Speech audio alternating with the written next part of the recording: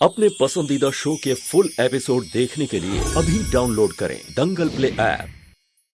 एक बार पल्लवी जी को समझने की कोशिश कीजिए भाई साहब। अगर पल्लवी जी की नजरों से देखने की कोशिश करेंगे तो समझ पाएंगे। एक जगह अम्मा की जिंदगी है और दूसरी जगह उनकी अपनी खुशी। अम्मा जी को वहम हो गया है, इसमें पल्लवी जी की क्या गलती है भाई साहब? तुझसे पूछा मैंने कुछ। शिवा, मेरा ये पर्सनल मैटर है, तू इसमें बीच में मत पड़, समझा? हम आपके साथ मुंबई आ रहे हैं नव जी। मम्मी जी ने खुद कहा है कि हम आपके साथ मुंबई चल सकते हैं। ओह, गुड, वेरी गुड। बट क्या है ना कि मैंने अपना प्लान चेंज कर लिया है। अब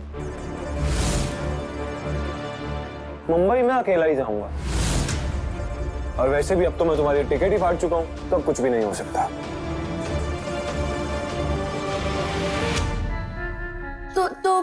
तो फिर हम कोई दूसरी टिकट ले लेते हैं ना। कोई ना कोई तो मिल ही जाएगी। या फिर जो टिकट आपने फाड़ दी थी उसे हम चिपका देते हैं। उससे शायद काम चल जाएगा। हाँ, आप ज्यादा परेशान मत होइए पल्लवी जी। भाई साहब आपके साथ मजाक कर रहे हैं। नहीं भाई साहब, वो आपकी टिकट इनके फोन पर होगी, आपका काम हो जाएगा।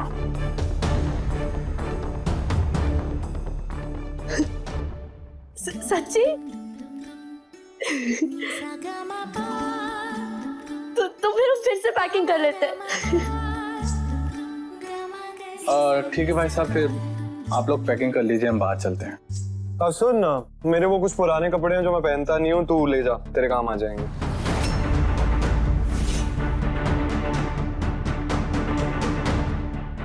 वैसे अब आपका शुक्रिया भाई साहब, लेकिन फिलहाल मुझे इनकी जरूरत नहीं है। वो भी 1-2 दिन पहले ही शॉपिंग की थी मैंने तो।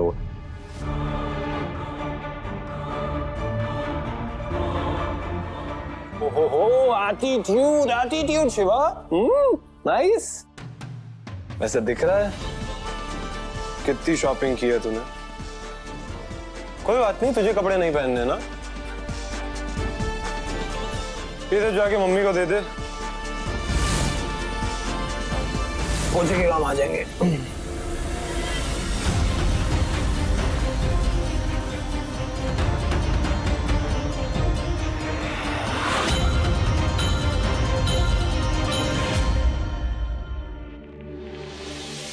शिवा सर, वो हम आपको एक बात बता देना चाहते हैं पल्लवी जी, हमें ना बाकी लोगों से फर्क नहीं पड़ता है, लेकिन जिसने हमें दोस्त कहा है, अगर वही हम पर दया दिखाएगा तो हमें अच्छा नहीं लगेगा, और हमें उसकी जरूरत भी नहीं है, इसलिए प्लीज। दोस्ती अभी नहीं है,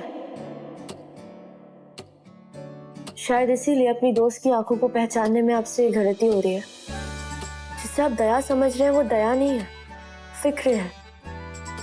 अपने दोस्त के चेहरे से मुस्कान को गायब होते देखा तो उसे लौटाने की एक कोशिश करने चले आए।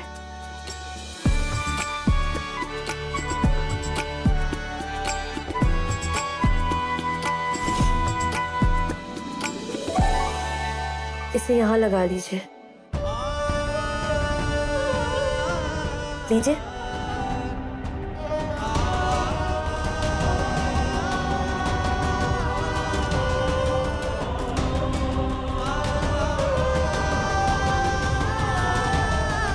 लगा लीजिए।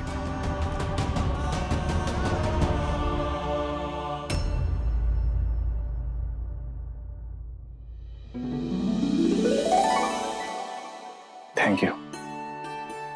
अब आप अंदर जाइए, वरना भाई साहब अकेले ही निकल जाएंगे और फिर आप यहीं रह जाएंगी। तो फिर आप हमें चलकर पॉप कर दीजिएगा। उसे पॉप नहीं, ड्रॉप कहते हैं। जी वही, तभी तो दोस्त है ना। दोस्त को उसकी मंजिल तक पहुंचाएंगे या रास्ते में छोड़ जाएंगे। चलिए हम चलते हैं।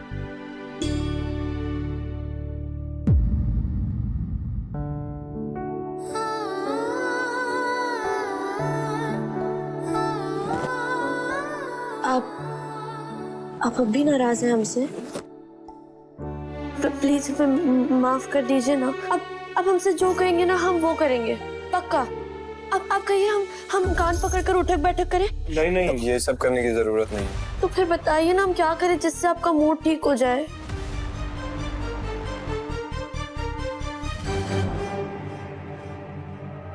वैसे एक तरीका है। कौन सा तरीका? आप बताइए, हम वो करेंगे, पक्का करेंगे।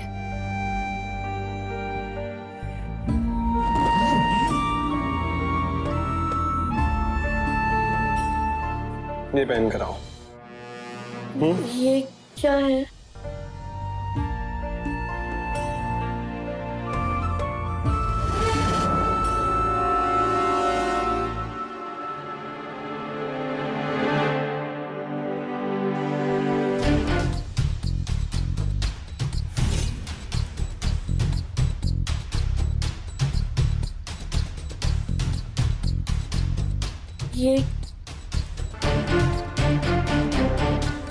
ये पहनकर दिखाओगी तो शायद चांसेस हैं कि मेरा मूड ठीक हो जाए।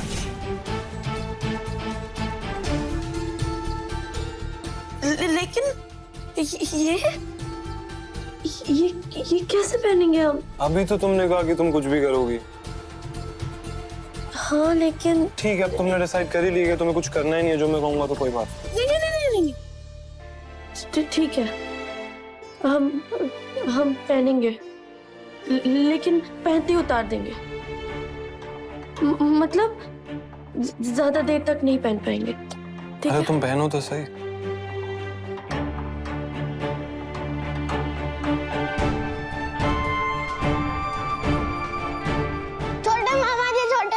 छोटे मामा जी। हाँ बिट्टू, क्या हुआ? कुछ नहीं।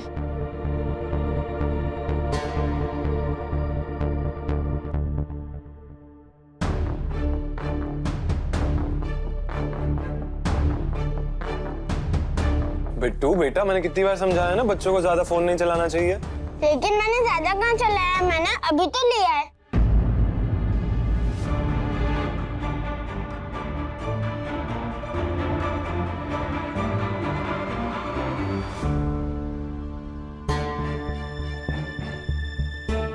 ये हमारे घर का स्टोर रूम है, यहाँ पे कोई भी नहीं आता है। यहाँ चेंज कर लो। हाँ, लेकिन आप भी तो जाइए। अब या ऑफ कोर्स, 10 मिनट में आ रहा हूँ, बी रेडी।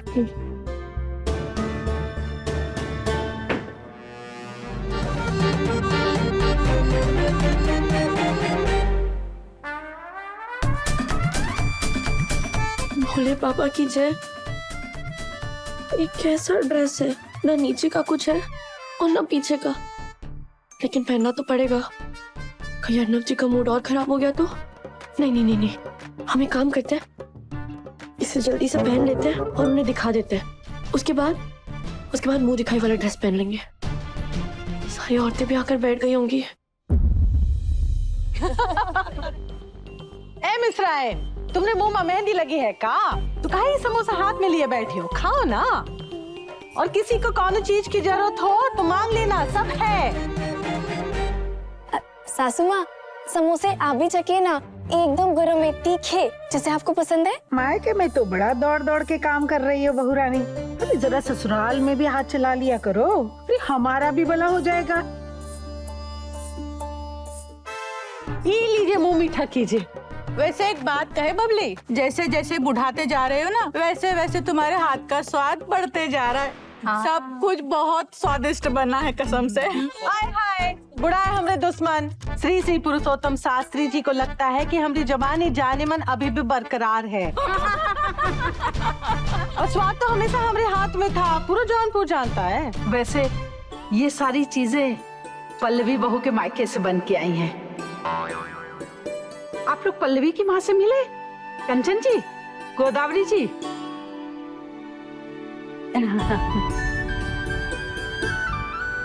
वैसे हम तो जिंदगी भर से दाल चावल ही बनाते आए हैं, वो तो पल्लवी ने हमको ये सब बनाना सिखाया है, इसलिए बना लेते हैं। तुम्हारी तो किस्मत चमक गई बबली, है ना? थोड़ा कुछ अपनी बेटी को भी सिखा दिया होता। हमारी सास का हमारी बुराई के लिए कुछ सोचता ही नहीं है। ससुराल में भी जान खा रही है और यहाँ प्राण पी रही है। बहू को तो बुलाओ, तैयार हुई कि नहीं? तैयार हो रही होगी। हाँ नहीं नवेली दुल्हन है, थोड़ा समय तो लगता है ना। तो ठीक है ना, तब तक हम दहेज देख लेते हैं। हाँ ये भी सही है। हाँ ये भी सही रहेगा, तब तक बहुरिया तैयार होके आएगी। वो दहेज का सामान जो है दूसरे कमरे में। आओ चलो।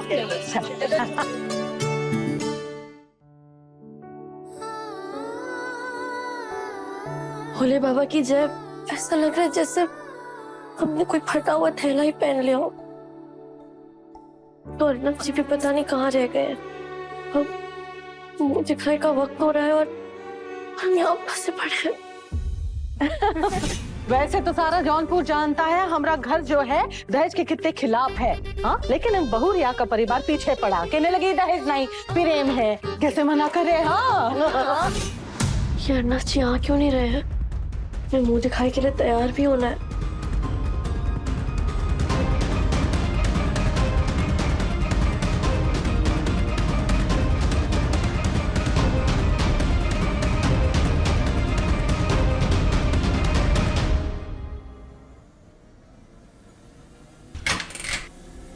अर्नब जी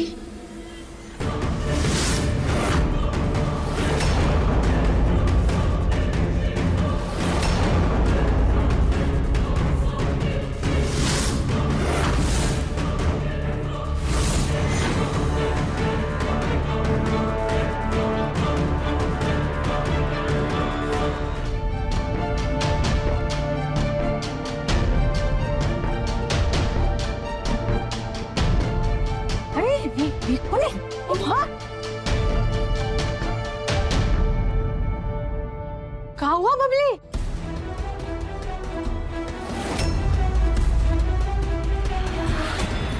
ये कौन है? हाँ कौन है? अरे समदन जी, ये तो आपकी बहू है ना? ये है बहू तुम्हारी? अरे बेटा जरा अपना चेहरा तो दिखाओ। हाँ हाँ, जरा अपना मुंह तो दिखा। ऐसी मुंह दिखाए हमने ना कभी देखी है ना ही सुनी है। एकदम सिनेमा वाली बहू लेकर आई है बबली, बिल्कुल नए जमाने की है। मोहल्ले में पहली है और अकेली है। हाँ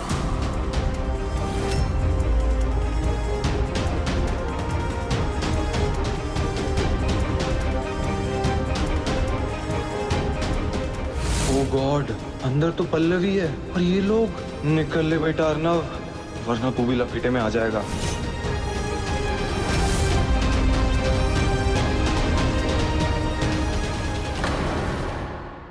अब देखिए सासू माँ ने मेरी कदर न जानी। दंगल प्ले पर टीवी से पहले।